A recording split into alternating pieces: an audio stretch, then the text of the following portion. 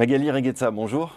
Bonjour. Vous êtes géographe, vous êtes maître de conférences à l'École normale supérieure et vous publiez une deuxième édition de votre livre La France dans ses territoires aux éditions Armand Collin, première édition datée de 2011.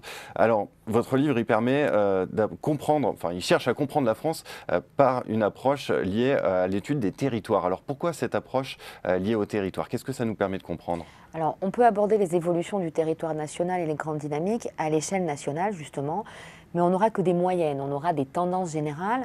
Ça ne va pas forcément refléter ce qui se passe à des échelles très fines, ce qu'on appelle le local, les territoires. Et en réalité, ce qu'on observe, c'est qu'à l'échelle justement de ces territoires, on a des situations extrêmement contrastées. On a une mosaïque et plus on zoome, plus on va avoir des contrastes, voire parfois des situations qui contredisent les tendances générales.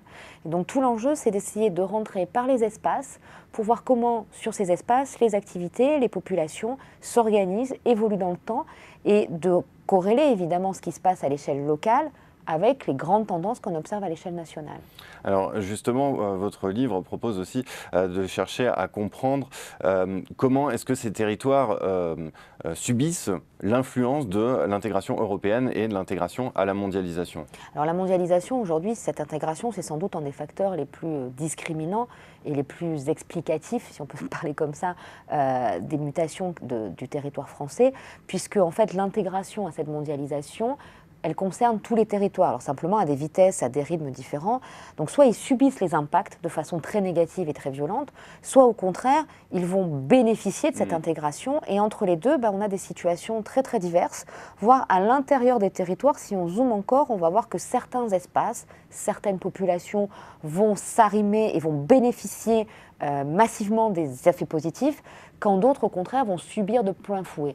Et donc tout l'enjeu, c'est de voir comment les territoires y réagissent. Ils s'adaptent, ils répondent, ils subissent parfois, ils accompagnent, ils impulsent. Et comment les acteurs sur ces territoires, parce que les territoires en soi, ils ne font rien, c'est les acteurs qui sont dessus, vont justement réagir à cette mondialisation.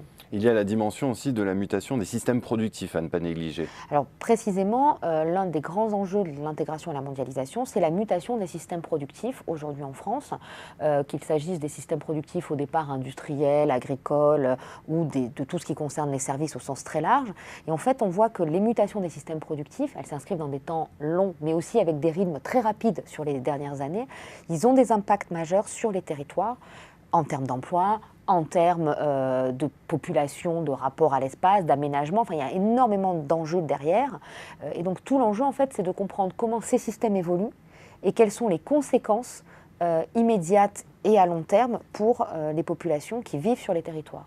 Est-ce que ce sont les métropoles aujourd'hui qui jouent un rôle d'entraînement économique sur l'ensemble du territoire? Il y a un débat sur la question. Alors, les métropoles aujourd'hui sont ce que nous on appelle en géographie la traduction locale de la mondialisation. C'est-à-dire qu'en fait, c'est la forme que prend la plus visible que la mondialisation prend sur le territoire. Ces métropoles, elles sont à la fois des relais et des moteurs de la mondialisation. En France, en réalité, on a deux types de métropoles. On a Paris, qui est la ville globale, l'aire métropolitaine parisienne, et puis aujourd'hui un réseau de métropoles secondaires qui sont les grandes capitales régionales, les grandes villes, et qui sont effectivement les moteurs de l'intégration. Ensuite, évidemment, il y a tout le reste, ce réseau de villes moyennes, et puis les territoires qui ne sont pas ou peu urbanisés, qui, eux, vont bénéficier des effets de la métropolisation, mais vont aussi subir les effets négatifs de celle-ci. Justement, quel regard porter sur les dernières lois d'aménagement du territoire de 2014 et 2015 avec cette approche par les territoires? Alors d'un côté, elles accompagnent ce mouvement de métropolisation qui est une tendance très lourde et très forte du territoire, mais de l'autre, elles renforcent ces métropoles probablement au détriment des territoires environnants. Et donc le risque, en fait, c'est que la métropolisation est un phénomène qui fragmente énormément le territoire. Et toute la question, c'est de savoir comment aujourd'hui les pouvoirs publics, les politiques publiques, mais aussi les acteurs privés vont pouvoir réguler, compenser, redistribuer les bénéfices de cette mondialisation et limiter, ou en tout cas atténuer les impacts négatifs.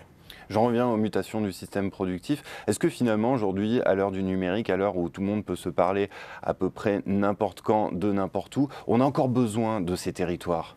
Oui, et plus que jamais. C'est-à-dire qu'on a l'idée que la mondialisation, c'est une déterritorialisation, c'est-à-dire qu'elle se fait sans les territoires. C'est tout l'inverse. C'est tout l'inverse. C'est en s'appuyant sur la force des territoires que les grandes villes, les grandes métropoles peuvent précisément s'intégrer et être compétitives dans le réseau international. Pourquoi ? Parce que ces territoires, ils offrent quelque chose de très particulier qui est la relation de proximité. La proximité d'abord physique, c'est important de se parler dans la mondialisation, et puis des proximités culturelles, des échanges, en fait un potentiel relationnel, parce qu'on est justement ensemble sur une surface réduite, on va pouvoir échanger et par cet échange créer, innover et donc produire des éléments d'attractivité et des contextes qui favorisent l'intégration et la mondialisation. Donc la mondialisation, quelque part, elle est productrice de diversité plus que d'uniformisation? Tout à fait. Loin de l'idée que la mondialisation uniformise, c'est tout l'inverse. C'est vraiment, elle est productrice de contrastes, de diversité, mais aussi de fractures. Et donc tout l'enjeu, c'est de limiter les fractures et de profiter de la diversité comme un facteur d'attractivité. D'où l'intérêt de cette approche par les territoires pour comprendre la France. Merci beaucoup, Magali Reguezza. Merci.